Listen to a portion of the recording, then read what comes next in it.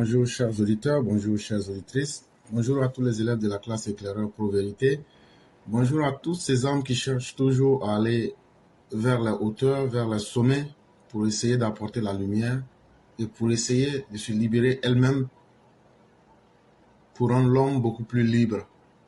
Et notre plateforme essaie autant que cela se peut d'apporter un peu de connaissances et de faciliter l'accès à des choses qui sont difficiles à comprendre pour certains, afin que nul ne puisse rester en arrière. Mesdames et messieurs, nous aurons 4 sujets qui seront suivis de l'édito de Maman Blanc. Et le premier sujet est un sujet historique. Et surtout, c'est un sujet qui s'adresse à la nouvelle génération. Ceux qui n'ont pas connu Laurent Gbagbo, le président Ouattara, Henri Konan Bédié, etc., etc. Il faut qu'on vous parle de ces personnes-là pour que l'histoire retienne ce que chacun a fait. Parce que chaque matin ou chaque jour, lorsque vous nous voyez ici, c'est surtout cet exercice-là que nous faisons. Comment laisser l'histoire pour que demain, les gens puissent se canaliser et se guider. Et ce que nous disons, Laurent Gbagbo est vivant, Laurent Gbagbo a des partisans, le président Ouattara est vivant, il a des partisans, Henri Konan Bédié était vivant, il a encore des partisans. Et nous lançons toujours le défi que ce que nous disons, quand ce n'est pas vrai, nous ouvrons la plateforme pour que tout le monde vienne ici et vienne dire c'est faux. Mais si vous ne venez pas contester lorsque vous êtes vivant, ce n'est pas lorsque vous serez mort que vous pourrez contester. Et donc la vérité sera sue parce qu'elle sera dite. Qui se souvient lorsque François Hollande avait dit que Laurent Gbagbo est infréquentable? C'était en 2004. Je sais qu'il y a très peu qui ont oublié les détails, mais je vais donner les détails aujourd'hui pour que ça reste dans l'histoire.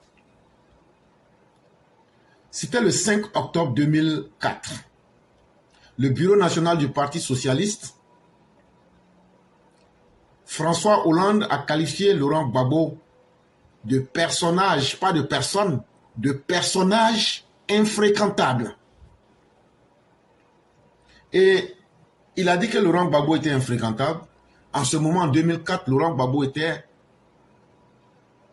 dans la fleur de sa gestion politique en tant que président de la Côte d'Ivoire. Il se permettait tous les excès. À tel point même que le Parti socialiste à l'international, et à cette époque-là, François Hollande était le secrétaire général du Parti socialiste, va venir dire que Laurent Gbagbo est un homme complètement infréquentable. Mais pourquoi François Hollande a qualifié Laurent Gbagbo de personnage infréquentable? Il y a 2 raisons. Laurent Gbagbo qui veut nous faire croire aujourd'hui que lui, il déteste la France, que lui, son combat, ça a été contre la France et la colonisation. Laurent Gbagbo qui veut nous faire croire qu'aujourd'hui, lui, il est amoureux des Burkinabés, des Maliens, des Nigériens et des Ivoiriens. Je vais vous donner les 2 raisons qui ont fait que Laurent Gbagbo a été traité de personnage. Je dis bien, il y a une grande différence entre une personne, une personnalité et un personnage. Mais François Hollande, qui est français, traite Laurent Gbagbo de personnage infréquentable. Une personne est une personne normale comme vous et moi. Ça, on se comprend. Une personnalité est une personne humaine qui est très importante à partir d'un domaine d'activité. Mais quand on parle d'un personnage, c'est du péjoratif. C'est un homme pour qui on n'a plus de respect. C'est comme une personne qui existe dans un roman. C'est ce qu'on appelle personnage. Et puis il a ajouté infréquentable dessus. Ça veut dire pour eux-mêmes, là, Laurent Gbagbo, là, malgré qu'il était président, là, le bureau national du Parti socialiste français, là, le 5 octobre 2005, là, ils disent votre Laurent Gbagbo que vous voyez là. C'est comme un personnage, c'est comme Ebito dans le roman. C'est un personnage et puis il est infréquentable pour ajouter dessus. Mais les 2 raisons qui ont amené le Parti international socialiste a désavoué Laurent Gbagbo là? Il y a deux raisons. La première raison là, c'est l'opération Julia. Les gens vont demander, mais c'est quoi ça? Je vais vous expliquer. Lui qui crie aujourd'hui qu'il est panafricain là, il a donné un avion de la Côte d'Ivoire dans la clandestinité à des individus qui ont traité sur le dos de la France pour soi-disant libérer des journalistes français. Personne ne les a envoyés pour se jouer les intéressants. Ils ont entrepris cette activité-là et ça a été un échec cuisant. Et quand on a demandé à Laurent Gbagbo, mais pourquoi tu as fait ça? Il dit, j'ai fait ça pour plaire à la France. Ah, donc quand tu es au pouvoir, tu n'es plus panafricain, tu ne luttes plus contre les colons. Tu cherches même à plaire aux colons. Ça s'appelle simplement être un homme indigne. Et quand tu n'es plus au pouvoir, tu changes de veste pour jouer les combattants, les faux guerriers, pour tromper les gens. C'est ça, moi, je vais montrer aux gens. Et la deuxième raison qui a fait qu'ils ont traité Laurent Gbagbo d'individu infréquentable, ce sont les massacres du 24, 25 et 26 mars 2024 que Laurent Gbagbo va commettre, où il va faire massacrer plus de 120 personnes pour rien, selon les rapports de l'ONU. Et donc, l'affaire Julia, qui va faire d'abord que le Parti socialiste va se désolidariser de Laurent Gbagbo. Voici le communiqué. Mardi 5 octobre 2004, le Bureau national du Parti socialiste, François Hollande a qualifié le président de la Côte d'Ivoire, Laurent Gbagbo, de personnage infréquentable en évoquant son intervention dans l'affaire Julia. Après avoir condamné la méthode et rappelé son désir de voir sanctionner le député UMP, M. Hollande a réclamé des explications sur le financement de l'expédition dans laquelle Laurent Gbagbo avait prêté un avion de la présidence ivoirienne à Didier Julia le 5 septembre 2004. Membre de l'Internationale socialiste, M. Gbagbo compte de nombreux amis au Parti socialiste, de Michel Rocard à Harry Emmanueli. Mais en mai 2004, le Parti socialiste avait adopté un communiqué de rupture avec Laurent Gbagbo à la suite de la répression sanglante d'une manifestation à Abidjan, massacre des 24, 25 et 26 mars 2004, selon un rapport accablant de l'ONU contre les autorités ivoiriennes. Je vous explique d'abord l'affaire Julia.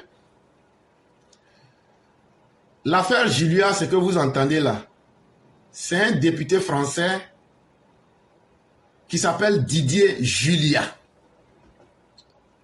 Et donc, c'est son nom qu'ils ont pris, c'était un député de l'UMP. C'est lui son nom qu'ils ont pris, appelé ça le scandale Julia. Qu'est-ce qui s'est passé? Laurent Gbagbo, pour faire plaisir à la France, pour se déculotter, pour faire tellement plaisir à la France, un jour on était tous assis, on a entendu comme ça sur RFI que Christian Chesneau et Georges Malbruno seraient deux journalistes français arrêtés en Irak. Je dis bien seraient parce que vous savez, on ne dit pas tout aussi au grand public. Voilà, donc on se comprend. Quand ces deux individus, nous dit-on, ont été capturés et pris comme otages en Irak, je parle bien de Christian Chesneau et de Georges Malbruno, il y a une idée qui rentre dans la tête de Laurent Gbagbo. Comment faire plaisir à la France? Comment m'arranger à faire libérer ces personnes-là? Comme ça, la France va être heureuse et la France va me permettre de devenir son sous-préfet. Donc, Laurent Gbagbo a un proche qu'on appelle Mustapha Aziz. C'est un Libanais. Laurent Gbagbo va lui établir un passeport diplomatique. Et après lui avoir établi ce passeport diplomatique-là, Laurent Gbagbo va le nommer dans la délégation ivoirienne auprès de l'UNESCO en tant que conseiller diplomatique. Cet Aziz-là, Mustapha Aziz-là, c'est lui qui va rentrer en contact avec le député Philippe Evano. Et ce Philippe Evano va rentrer en contact avec un autre député qui s'appelle Didier Julia. En ce moment, ce dernier-là était député UMP. Aziz dit à ces gens-là, écoutez, voilà, il y a une belle affaire qui est là. Si on arrive à faire libérer les deux journalistes, chacun de nous va gagner quelque chose. Mais, puisque vous savez qu'actuellement, Laurent Gbagbo est sous embargo, il ne peut pas payer des armes. Or, actuellement, il a besoin d'armes. Là, quand c'est comme ça, la France va fermer les yeux et Laurent Gbagbo pourra payer des armes. Et comme ça, là, nous, on va se faire des commissions. Donc, pour réussir ça, il faut frapper un grand coup. Il faut essayer de libérer les otages-là. Si on arrive à libérer ces otages-là, même si on fait des trucs qui ne sont pas bons, la France va fermer les yeux dessus. Et Moustapha Aziz, son interface à Abidjan, la personne qui était à Abidjan qui devrait convaincre Laurent Gbagbo, il s'appelle Coré Moïse. Coré Moïse, officiellement, est conseiller spirituel et homme de confiance de Laurent Gbagbo. Si vous vous souvenez très bien, toute cette histoire des seigneurs des armées, tout ça là, je vais vous dire la vérité aujourd'hui. Tous ceux-là, c'était des marchands et des acheteurs d'armes. Coré Moïse était l'un des acheteurs d'armes dans la clandestinité pour Laurent Gbagbo. Ce n'était pas affaire de Dieu. Et donc là, derrière toute cette histoire de Dieu, d'évangélique là, non, non, non, c'était des circuits d'acquisition d'armes, d'achat d'armes qui étaient là. Et donc, comme je viens de vous dire que Laurent Gbagbo est sous embargo de l'ONU, il a besoin d'armement et il a aussi besoin de se déculotter pour plaire à la France. Donc, Aziz, le Libanais, contacte Coré Moïse, il lui dit, l'affaire est déjà pliée. Fais ce que tu as à faire. Comme tu es l'homme de confiance de Laurent Gbagbo, essaye de le convaincre que tout est déjà plié. Et donc, quand tout est plié, en début septembre 2004, Aziz et Coré Moïse essaient de convaincre qu'ils ont des relations en France et ils vont voir Gbagbo. Et Gbagbo leur dit, est-ce que vous avez informé l'Élysée? Voilà comment Laurent Gbagbo parle au style direct pour ne pas transformer ce qu'il a dit. Il dit, l'Élysée est au courant. Aziz et Coré Moïse disent oui. Alors que c'est faux. L'Élysée n'était pas au courant. C'est Chirac qui était le président. Chirac n'était pas au courant. C'est Michel Alliot-Marie qui était le ministre de la Défense française. Elle n'était pas au courant. Le Quai d'Orsay n'était pas au courant. Personne n'était au courant. C'est un deal qu'ils ont fait dans la clandestinité. Juste pour chercher à plaire à la France. En voulant jouer les héros de romans, de fiction. Et donc, Laurent Gbagbo leur donne son accord. Et qu'est-ce qu'ils font? Laurent Gbagbo, sur les 3 jets Grumman G3 que la présidente de la Côte d'Ivoire avait à l'époque, Laurent Gbagbo met gracieusement un de ces avions-là à la disposition de ces personnes-là. Ils vont d'abord faire un premier voyage à Abidjan, le Bourget, le 5 septembre. Après, ils vont faire un autre voyage le 10 septembre et le dernier voyage, c'est le 3 septembre 2004. Donc, quand ils font ça, personne n'est au courant. Qu'est-ce que Laurent Gbagbo ajoute dessus? Il dit, mais les otages, là, vous allez les libérer, non? Attendez, je vais vous remettre quelques valises d'argent. Laurent Gbagbo remet à Didier Julia, le député IMP, là, et puis Moustapha Aziz, là. En plus de l'avion, là, il leur remet encore des valises d'argent, soit disant que ce sont des éventuels rançons pour payer le carburant et puis la logistique. Et c'est là que l'affaire va se gâter entre Julia, Didier et Mustapha Aziz. Quand ils quittent la Côte d'Ivoire, ils ont les mallettes d'argent sur eux, là, les valises d'argent. Là. L'affaire se gâte entre les deux. Chacun veut essayer de prendre l'argent et détourner l'objectif. C'est là que l'affaire éclate. Monsieur Julia et Didier Julia et Mustapha Aziz rentrent en conflit. Et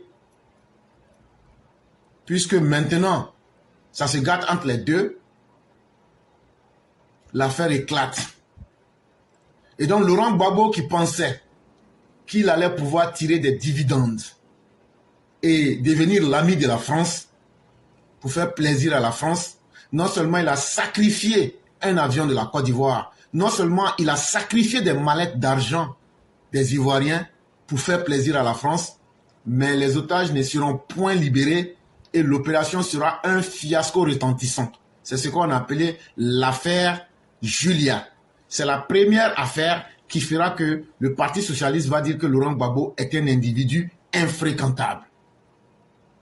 Et après, l'Élysée même va l'appeler pour se moquer de lui, pour lui dire qu'à l'avenir, il serait mieux que Laurent Gbagbo traite dans l'illégalité et qu'il se méfie un peu des marchands d'illusions et des faux missionnaires.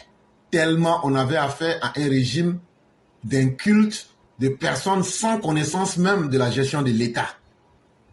Mais ce qui va encore venir faire que Laurent Gbagbo devient un personnage infréquentable selon le Parti socialiste, ce sont les massacres du 24, 25 et 26 mars 2004. Quand Laurent Gbagbo même fait venir l'ONU en disant que lui n'a tué personne et qu'il n'y a rien qui s'est passé, et que l'ONU vient à le désavouer à la face du monde pour dire que Laurent Gbagbo, tu es un pire criminel, ton sport favori aujourd'hui c'est d'assassiner les Ivoiriens, alors que cela n'était pas une nécessité.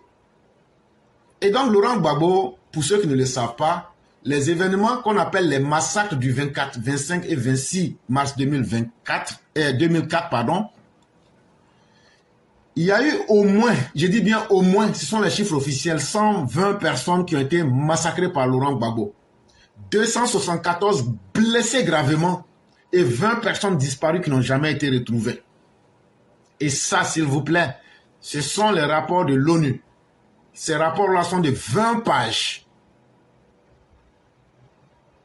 Et l'ONU prend le soin de dire que ces chiffres ne sont en aucune façon définitifs. Parce qu'il y a eu plus que ça. Et voici ce que le document de l'ONU nous dit. La commission de l'ONU qui dénonce également des arrestations massives, sans aucune base légale, fait état de la présence de 81 corps dans différentes morgues d'Abidjan et de sa périphérie, pour la plupart portant des blessures graves par balle.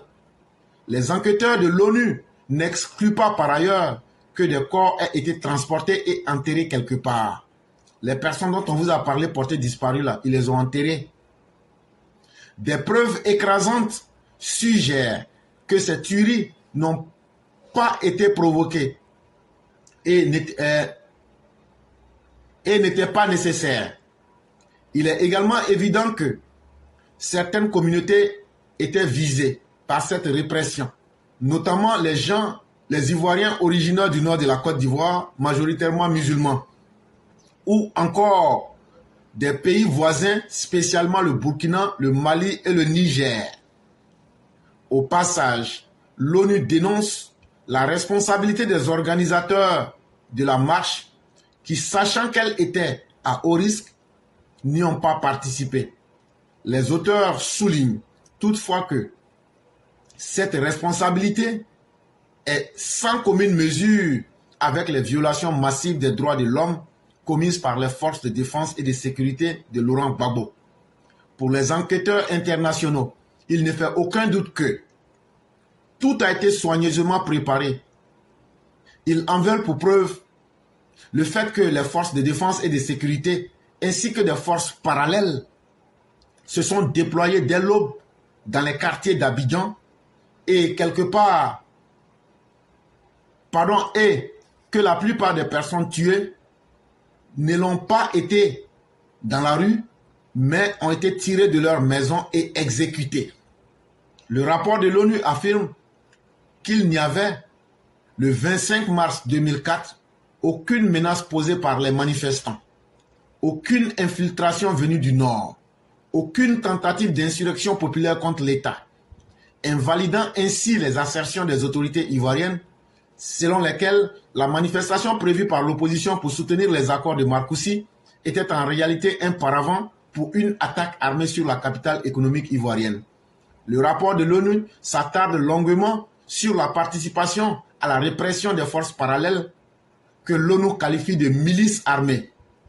Parmi ces milices sont cités les jeunes patriotes, le mouvement de Charles Blé Goudé, fer de lance des manifestations anti-françaises de soutien au président Laurent Gbagbo, ainsi que le principal syndicat étudiant, la FESI.